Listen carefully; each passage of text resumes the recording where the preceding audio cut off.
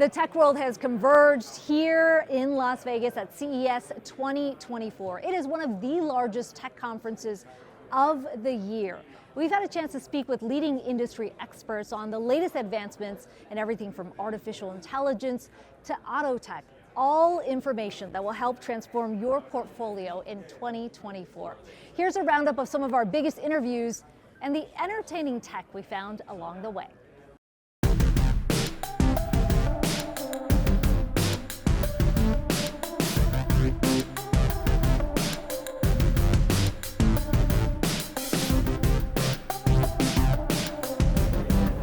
Cheers. It's like pineapple. What else is in it? Do we know? ChatGPT secret, I'm told. Yahoo Finance is on the ground here in Sin City, Las Vegas for CES 2024. I'm at the booth for Doosan Group where this AI robot is about to make me a cocktail. I'm here with Stephanie Calloway. She is the Senior Marketing Manager at Doosan. She's going to show me how this works. Great. So this is Mixmaster Moody, our cocktail bartender. Mixmaster Moody. Yeah. So powered by Microsoft ChatGPT AI. It's going to tell you what kind of cocktail you need based upon your mood and facial recognition. So to go ahead. Should I smile? You can do whatever you want. Right. You can get angry, you can smile, you can look bored, whatever you want. Okay, press start. Okay, and then he's asking how your day is at CES. So exciting, amazing. Chaotic. There you go. Right. Camera's going to turn on. I look that way? Yep, you're going to look up there. You're happy. Oh, I'm happy. Do you feel happy? Yeah, I feel okay. All right, so then we'll go ahead and generate the cocktail for you. Takes about 10 seconds. So analyzing my photo right now. Your face, deciding. Starting to determine I'm happy. Yep. You're going to get a joyful azure. It's going to start making it right now for you.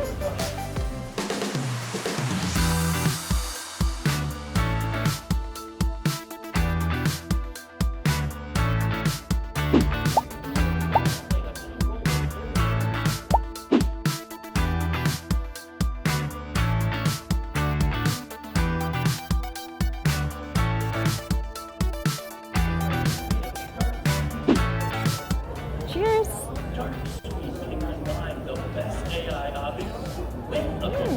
It's like pineapple. How does it determine what happy feels like? So it's looking at all of the features of your face, your eyes, your nose, your mouth, the shapes that you're making. And it's associating that with predetermined recipes that would be associated with that feeling.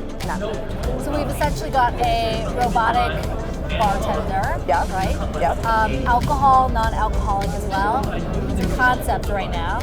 Correct. We're going to see this in a bar soon? Yeah. I think that in places where you've got high volume capacity, so whether it's a concert or an airport or something like that, it's meant to assist a bartender, right? So somebody who's moving and grooving and they're kind of behind the wheel, like this is supposed to help somebody make the volume go a little bit faster. So these robots are designed to be collaborative with humans and be in the workspace with them, and we're just really excited to take this one to market. It'll be fun.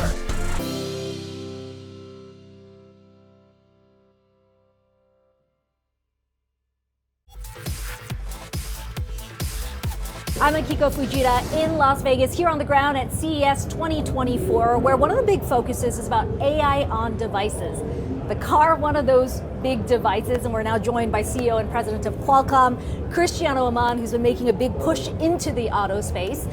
Cristiano, it was just 1 year ago that you announced the RideFlex system on chip, this big push into auto. What kind of momentum have you seen since then? Yes, we're very happy. We're working with virtually every company as the car is really becoming a computer on wheels. Digital is becoming the most important part of the automotive transformation. And the fact that we created this platform, the Snapdragon Digital Chassis, is really resonating well with all the car companies. And you see a lot of opportunities for innovation. The fully immersive cockpit experience, autonomy, safety with assisted driving, connectivity to the cloud, and of course, Gen AI on an automotive as well. We've got to talk about Gen AI in the car. That's one of the big headlines you've taken away here from CES. What does that mean in terms of the user experience? Yes.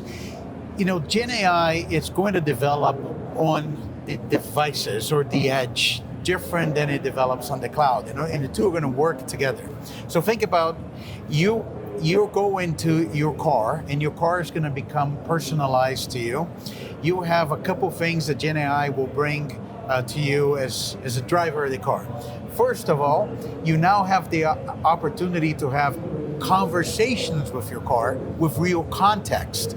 Think about large language models like ChatGPT. When you're behind the wheel, that's the perfect interface for you to be behind the wheel.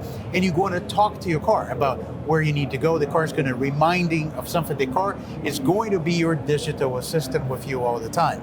But the other things that you're going to see happening in the car, as the car become a hub for services, the car is going to learn about you or know what you do, where you need to go. Like a simple example, the car will know that you need, in your calendar, you have certain appointments, or maybe you made a call and you need to pick up groceries. It will tell you plan ahead for you. If you normally call somebody when you get to your car, the car is going to ask you, do you want to call that person right now, as it do every day, and things like that. But the reality is, we don't know yet. There's so much excitement, so many developers bringing new applications, and the car is going to be the next computing platform, like your phone, like your PC. We're going to see a lot of use cases. The auto space, certainly part of this larger transition we're seeing within Qualcomm to diversify beyond just mobile. When you look at the potential in this space, how big of a revenue driver do you think auto can be for Qualcomm? Oh, it's going to be very big. We announced we have over $35 billion of a contracted pipeline, and we are ahead of our projections to hit $9 billion in revenue by the end of the decade. So it's going to be a substantial part of Qualcomm revenues, and as you said, a very important step in the diversification and growth of the company. We've heard over and over at this conference, AI in devices. Transformational is the word we keep hearing. Obviously that unlocks a lot for Qualcomm.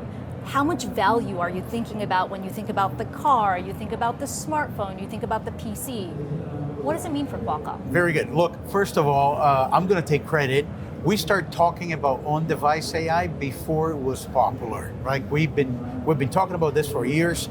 We believe that how you think about computing on devices, whether your phone, whether your PC in your car, that's going to be the new accelerated computing, and you're going to run a lot of AI on devices. Phones, we started to see as early as 2024 some very interesting use cases, even with flagships that are launching early this year. That could create a new upgrade cycle for phones, and that will, by definition, just increase the phone market. PC, we look at the on-device AI at the biggest tailwind for our entry into the PC space. And of course, we talk about the car. So you've got a number of channels there that you can tap into. Absolutely. It sounds like a lot of that will be reflected in 2024. It's not just about the idea, but in the financials, we'll see that. I think we're going to start to see those things come to life in 2024. First, devices, flagship launches on Snapdragon 8 Gen 3. I think started with the upcoming launch of Samsung. You're going to start to see a lot of interesting uses of on-device AI. Then you're going to see the new Microsoft Windows coming with X Elite in the second half of 2024.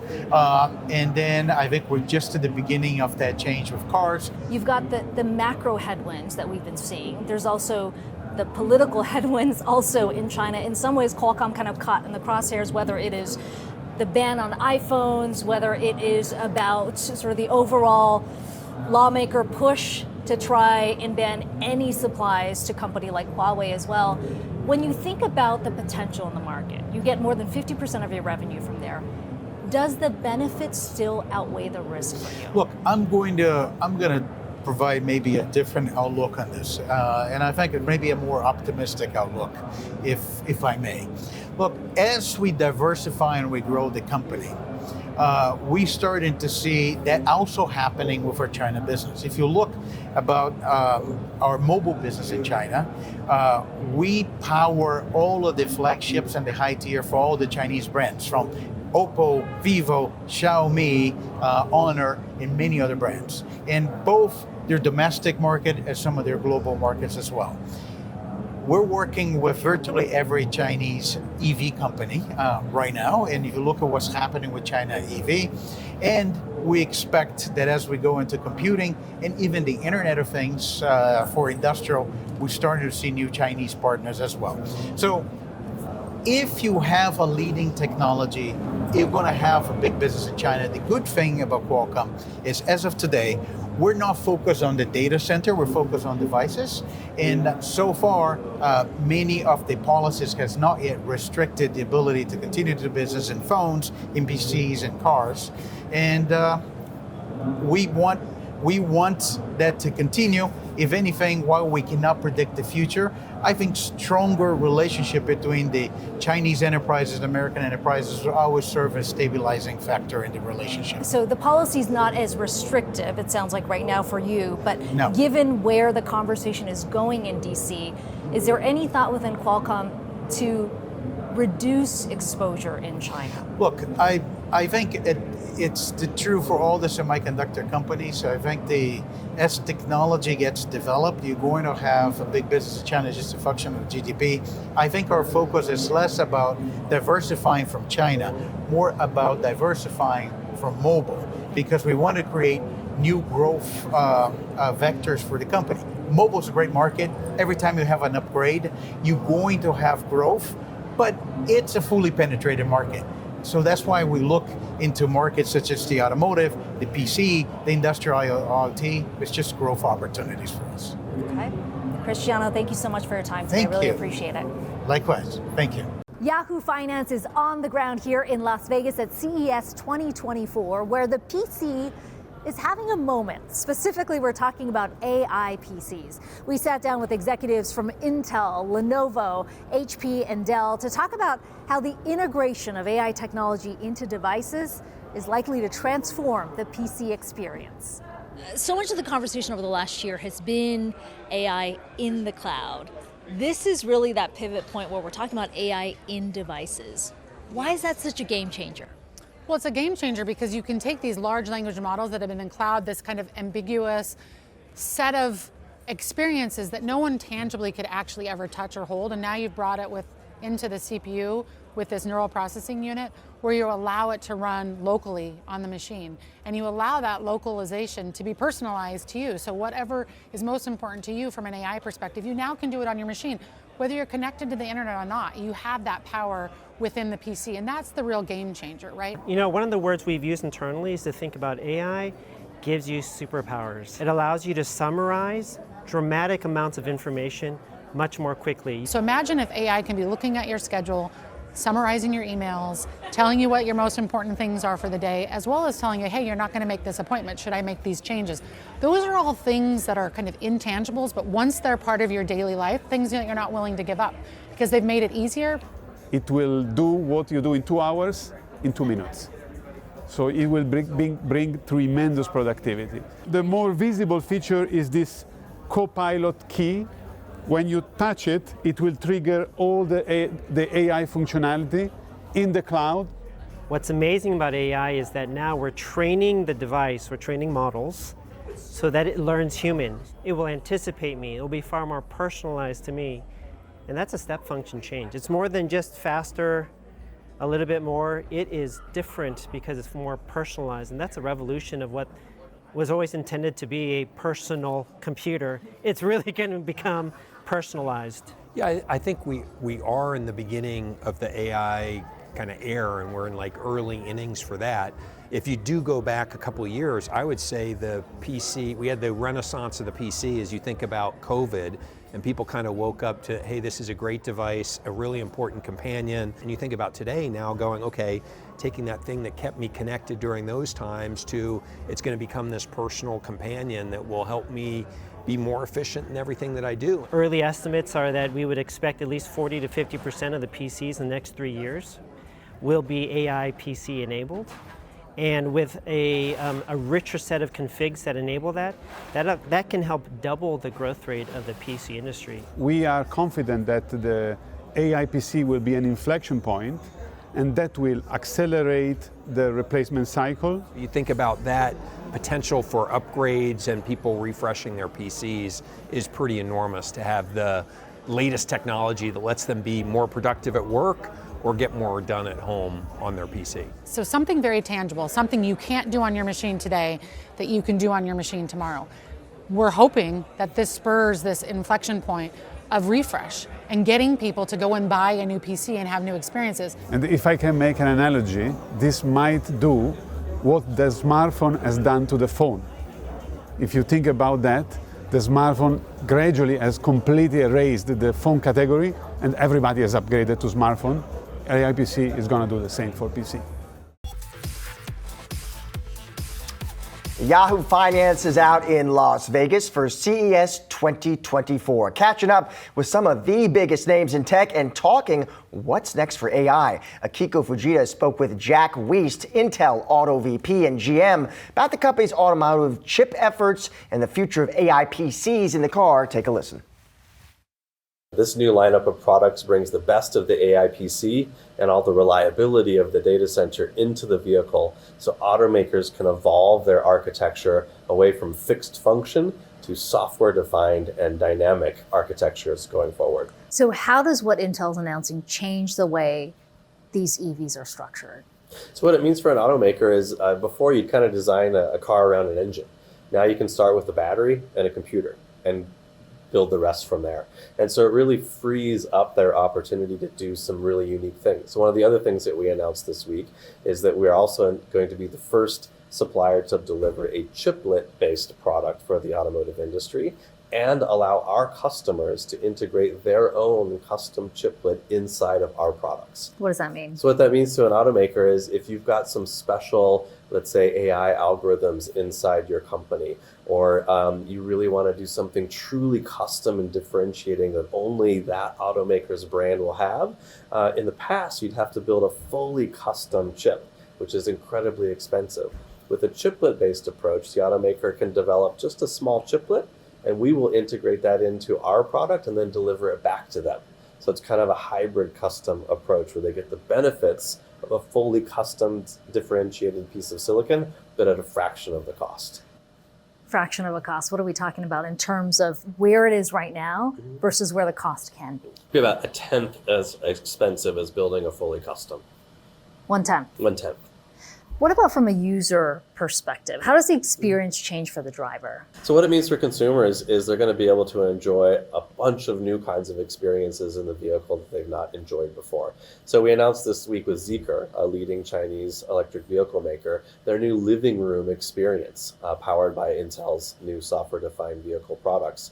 And so what that brings is AI capabilities. So you can have a conversation with a generative AI voice assistant.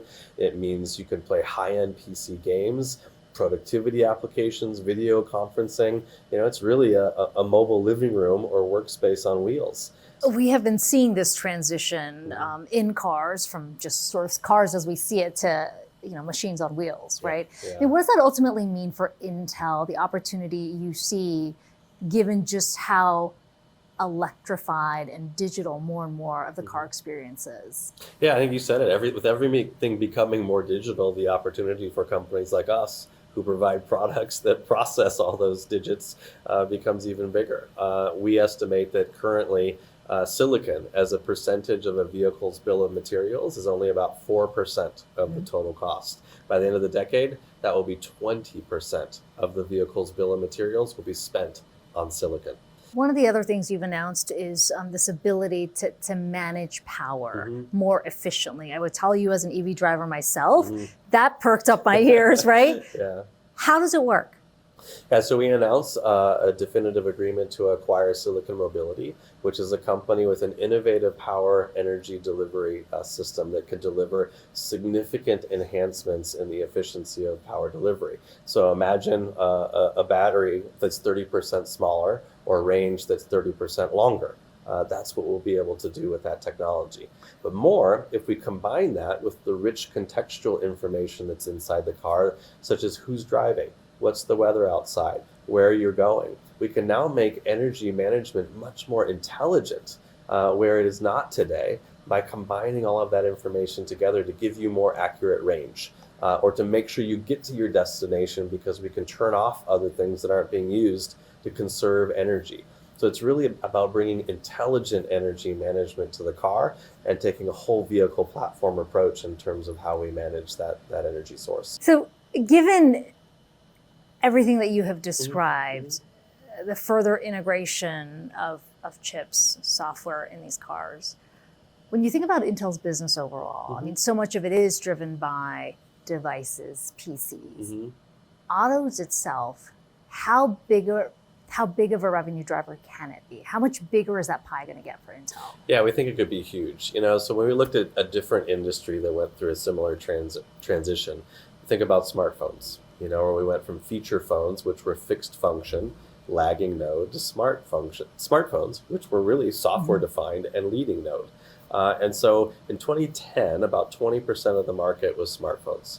By 2020, 80% of the market is smartphones. We estimate today about only 20% of the vehicle market is software defined or electric, and in 10 years, 80% will be. So we're about to see the same explosion of growth opportunity for Intel in this space, and that's why we're positioning ourselves to be able to help the industry in this transformation.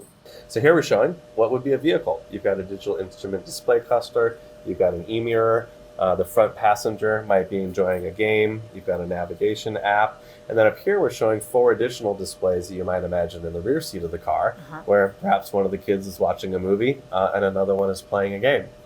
Up there in the upper right, we also have a conversational AI assistant. So bringing AI into the car and letting people talk and have a conversation with their voice agent. So all of this is running on a single product. Is this how many screens we're going to see in cars in the future? We have requests from automakers for 12, 14. In a car? Everything is becoming a display, and eventually you'll think about your windows as transparent displays.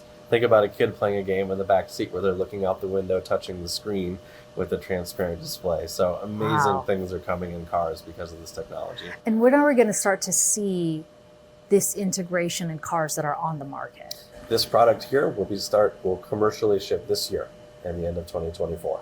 So in the next couple of years, you're going to start seeing vehicles in the market that have these capabilities. And what does the future car look like? Or what is the experience inside the future car? I wish I knew, but I think what it's going to be, I think it's going to be more personal. I think it's going to be more predictive and understanding our needs and wants. And it's going to be a lot more intelligent, whether it's a more accurate range estimation, or it's giving you better rerouting advice on your trip. It's going to be a lot more enjoyable experience. That was our own Akiko Fujita and Intel's Jack Weiss. I'm Akiko Fujita on the ground here in Las Vegas at CES 2024, where EVs continue to be the focus. Vietnam's startup here, Vinfast, unveiling this new VF3 here on the floor. And today we are joined by Madam Tui, the chairwoman of the board for Vinfast. Great to talk to you today. Yeah, likewise. Thank you very much. Thanks for having me. Let's first start with company news that came out this week. A bit of a shakeup at the top yet again. You've got the chairman of Vingroup, your parent company, now stepping in as CEO. You are now chairwoman of the board. What does this shakeup mean for Vinfast strategy in the US? I wouldn't call it a shakeup. I would call it a reinforcement. Vinfast got to a certain level, the different kinds of leadership. I need to focus more on the fundraising, the external relation part of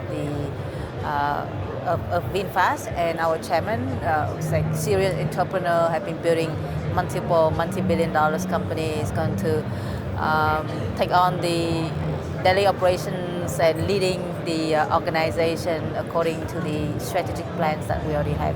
So it's a strengthening at the top of the company, may I say. You made a big splash with your public listing last year, but let's talk about the EV environment right now in the US. It comes at a time where we've started to see sales slow. Drivers are increasingly hesitant about the infrastructure, the range, and the cost. When you think about where things are in this market, what's a realistic expectation the company has in the US for 2024? I think the EV adoption rate has decreased, but the adoption is still there. I mean, obviously it cannot continue going at a very high level, but But you continue seeing the increase in EV adoptions. But now, like after you scratch the surface and like already met the need of the people that have multiple cars and just can buy another car for good reason, now you really have to sell to the mass market, right?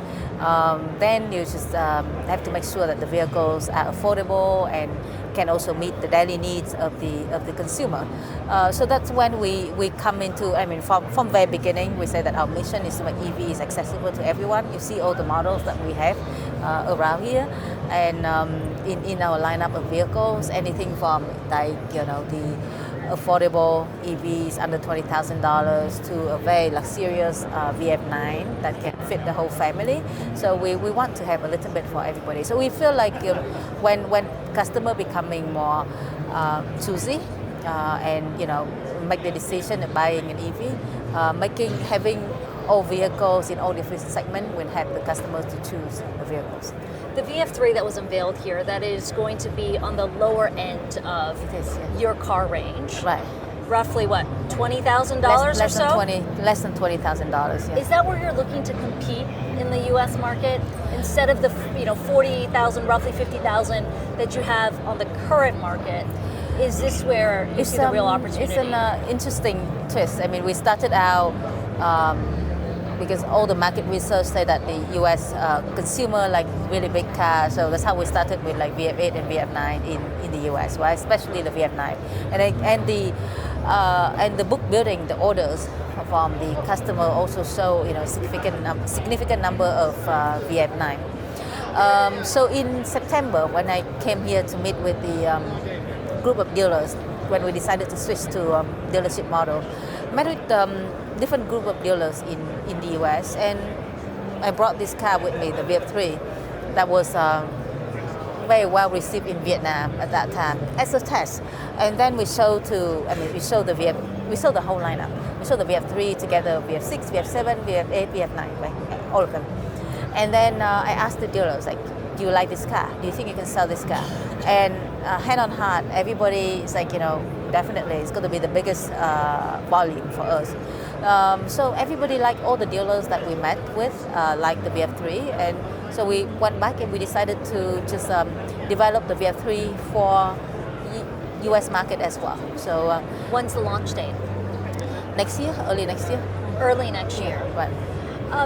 You have set a pretty ambitious target here, 750,000 annually, globally by 2026, in terms of total deliveries. How much of the infrastructure have you built out to be able to meet that kind of target? So the factory in Vietnam we have a capacity of up to 300,000 vehicles a year. The one that we're building in North Carolina can go up to 150,000 vehicles per year. We are building 2 factories we already announced in India and Indonesia. So each of them would be anywhere between, the smallest one would be 50,000 to 200,000. So roughly that can, add up to the capacity for the next 5 years. And what's the mix when you think about that target of 750,000? Is it half VF3s? Is it VF8s? How do you look at that mix right now in the lineup that you have? I think different markets are different. Like for example, in Vietnam, we're big on like VF3, VF5, VF-E34. So like the smaller, more affordable vehicles. In the markets like US markets, and we haven't tested this. We're still thinking, but our plan gear more toward like the bigger cars in the US. So different markets are different. Indonesia is also different. India is a little bit different. So we have to change our strategy a little bit for each of the markets. And finally, I'm looking straight across here. You've got the pickup, you love the concept car. Did you see it? Did you see I it this have morning? looked inside. What's interesting to me is in the US market, it feels like this is such a crowded space. Now, you talked about how the strategy has kind of shifted in the US from sort of the bigger cars that you thought would sell better to this being a potential draw. Where does the pickup fit in the lineup in the future? So pickup market is always hot in the US, and So this is the concept car that we introduced here, and we would like to get the feedback from the customers, the market, and we will make a decision as to how to change it, when to have the vehicle. Right now we're thinking like 2026, but just there would be a lot more feedback, to be taken before we. Okay, and finally, if I can bring it back to 2024 and where Vinfast is right now. You said you are seeing the U.S. as a growing market. We are seeing slower EV adoption, even if the adoption is there. What's the target right now in terms of deliveries you're hoping for here? I think next week we're going to announce the deliveries for 2023 and the earnings for 2023, as well as the expectation for the future. Are we talking thousands, tens of thousands? What are you looking at? Oh, for this deliveries, year? Yeah, for 2024. Probably tens of thousands. Tens of thousands. But still early, right? This still beginning for us in the U.S. market. Great. Madam Tui, thank you so much. Really appreciate your time today. Thank you. Thanks a lot. Thanks, Akiko. Big thank you to our very own Akiko Fujita for that interview with Madam Tui, Vinfast Board of Directors Chairwoman.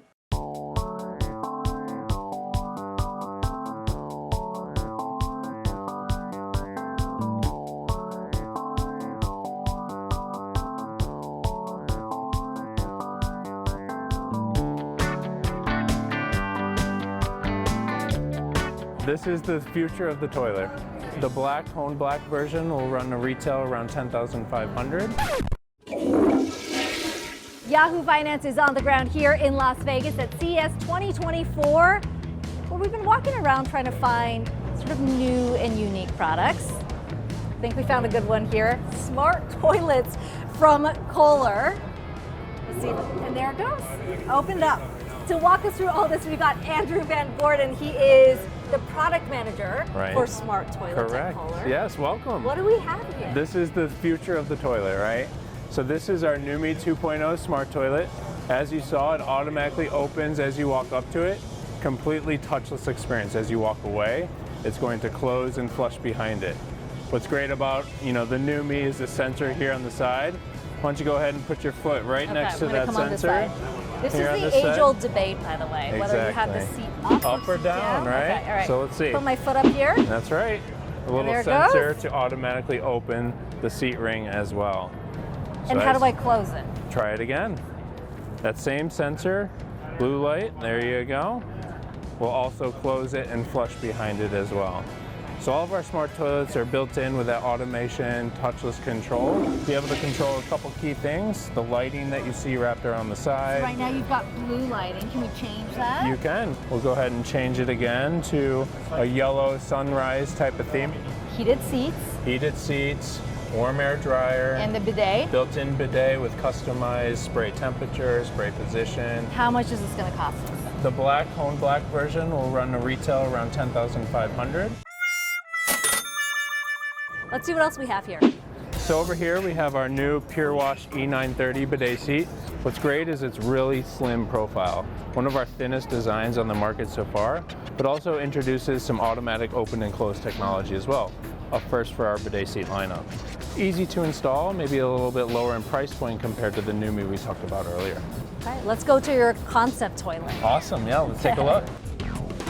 So here we have our NUMI 2.0. A bit more visual. With a little bit more visual, a concept that we're introducing called e-ink technology. You might have seen it in other industries, but we're applying it to the glass on top here to really give it a design increase over what we saw earlier. So here we have it demonstrating a different design pattern, changing constantly in a routine or a pattern.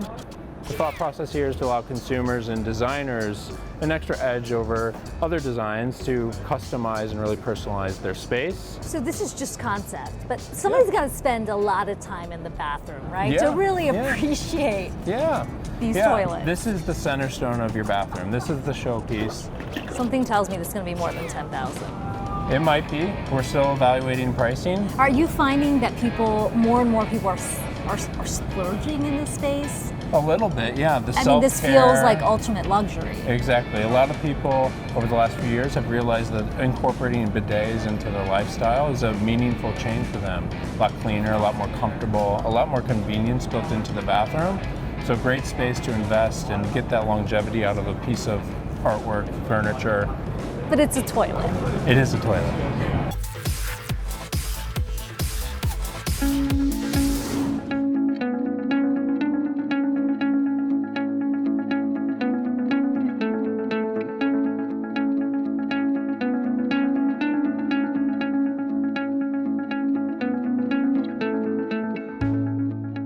I'm Akiko Fujita here on the ground in Las Vegas for CES 2024, where the focus has been, no surprise, artificial intelligence. I'm now joined by Dr. Dmitry Kuznetsov, who is a Department of Homeland Security Undersecretary for Science and Technology, talking about the risks, how you think about the risks from a Homeland Security perspective when it comes to AI.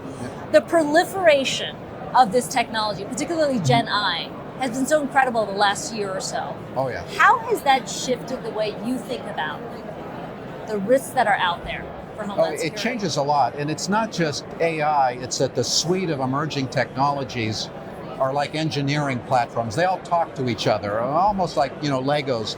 You can piece together some gene editing with some big data, with some AI and some manufacturing, and you can compose things that have never been done before in smarter ways, and the ability to use machine learning or AI to kind of fuse and create novel things brings with it the downside, because it's a democratized technology. Many people have access to it. What are we going to face as these things become more prolific, more ubiquitous? And so with AI, I think about the adversarial side, all the ways you can fool a system that is smarter. When you talk about the downside, what is that as you see it? Well, already for some years, people have shown you could stand in front of a facial recognition system and be invisible. I could be you or anyone else. You can fool it. In cyber attacks, we've kind of grown up over the decades. We have an ecosystem. We know what to look for. Someone is trying to inject a rogue instruction into your system. They have to penetrate it. They have to put something there to have it do something. AI attacks, you don't have to touch a system. If you understand things about it, you can get around it. And so the nature of AI attacks already is quite distinct, and the thinking you need is different. And we're going to have those moments like, oh, I didn't think that could happen. And there's going to be a lot of that. Department of Homeland Security, obviously not just looking at domestic risks, you're looking at this from a global perspective as we see AI really take hold. When you look globally, what are the big hotspots? What are the key concerns? The kinds of challenges, again, thinking about AI, you mentioned generative AI. AI threats that are global include some of the transnational criminal organizations that work to, for example, draw immigrants through Panama up through Central America. There's a lot of interesting disinformation. You'll get Disneyland tickets, we'll take care of you. Please go this way. It is a business model for people, and the way you reach out and inform them about hey, here's a great opportunity is getting smarter, more targeted in native languages. There's transnational repression, how foreign countries can target certain populations here or elsewhere, and kind of repress them in different ways. And generative AI is an enabler of things like that is kind of a global side to it. Are there particular countries, particular regions that really keep you up? I think the fact that anyone can do this is part of the challenge. It is very enabling today. You just have to walk around this show, which is, CES is really probably the premier global technology showcase. Everything here is smarter. Everything's being reinvented, and with that will come new functionality, new threats, new issues, open to anybody. It's a very democratized space. I mean, you talk about just walking the floor here at CES. I mean, you could argue every company operating in some way with AI technology. What's been the conversation for you, the takeaway from the conference as you talk to these private companies? You're in the public sector, you're trying to get ahead of the threat. What's been the discussion for you? Well, part of it is we have a lot of boutique needs. We don't buy huge numbers of things, just the nature. You know, if it's for Secret Service, it might be onesies or twosies for certain kinds of protection details. If it's for airports or borders, you know, it's hundreds, maybe thousands. It isn't driven by a huge market cap. And so the things we need often are offshoots of main commercial paths that companies are doing. And often we need piece parts of innovation from different companies. And how do you blend IP or work together to create something where you protect IP in the right way and incentivize? So working with us beyond transactional is really important. We have important things that we have to do that impact really everyone in the US. And the question is, how do we generate the best from such a vibrant, you know, ecosystem? You released what's essentially a roadmap for preparedness, AI preparedness. As you look at what the Department of Homeland Security needs to do to tackle this, where do you see the biggest holes right now? It's not so much holes, it's that I certainly personally believe that the world of tomorrow is a bit non-linear with respect to today. Excuse me. The world of tomorrow is going to be different, and that the risk models we have today may not scale to what we worry about tomorrow. When you leave here, you'll go through Las Vegas International, you'll go through our checkpoints. You know, how do you rethink that in the view of a smart, changing world? And what are the risks that are coming tomorrow beyond it's you and it's in your bag, you know? And if it's not that, then it's nothing else, you know? And so if it's on our list of things that it could be, then that's what we worry about. And if it's not, then we're okay. You know, how do we get beyond that model?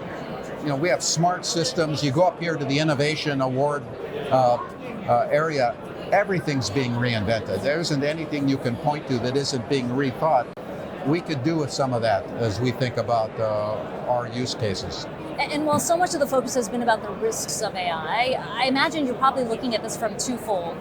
You want to be after the risk, be ahead of it, but at the same time, AI can be a huge tool for you in tackling some of these risks. How are you thinking about that? What does that look like? So it's a big force multiplier. So DHS has about 260,000 people, mostly law enforcement, responding to many kinds of threats. And so what we need are solutions that go beyond we have to hire more people. And there are places where we've seen this. So for example, we work in war crimes to make sure people don't get on no-fly lists and don't come to this country. You have to view incredibly toxic images and information. We do child sexual exploitation, dark web streaming content, crypto, things that are air-gapped, piecing together these kinds of networks. We've had this year a 50x improvement in the ability to make leads because of AI, because we can understand content, the environment, the networks, the fabric of these criminal networks that traffic in children, and it's led to this year freeing children, rescuing. It's led to arrests, led to convictions. But the 50x improvement could have been met by 50x staff up. It didn't. Same people, far more effective. When we do bulk cash money laundering, trying to understand criminal organizations, what used to take 3 years and 10 experts just a couple of years ago is now just a matter of days. And so there are places where the use of smarter tools with this data is significant, but it's not a commercial product. It's fascinating to see the changes there. Thank you so much. Really appreciate the time. Thank you so much, Akiko.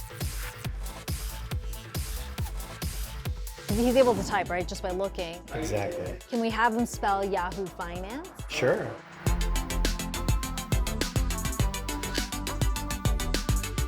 We are here with Naki-Logix. It's a neural interface company that allows you to control digital devices like a laptop, hands-free, with this earpiece and facial gestures. He's not touching anything. He's not touching anything, so this is totally hands-free right now. Totally hands-free and voice-free. He's just looking at the text that he wants to type, and then it is being typed on screen. That is incredible.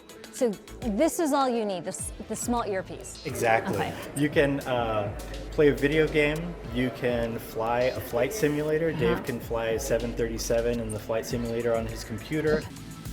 Look straight. Look up. Looking at the top panel.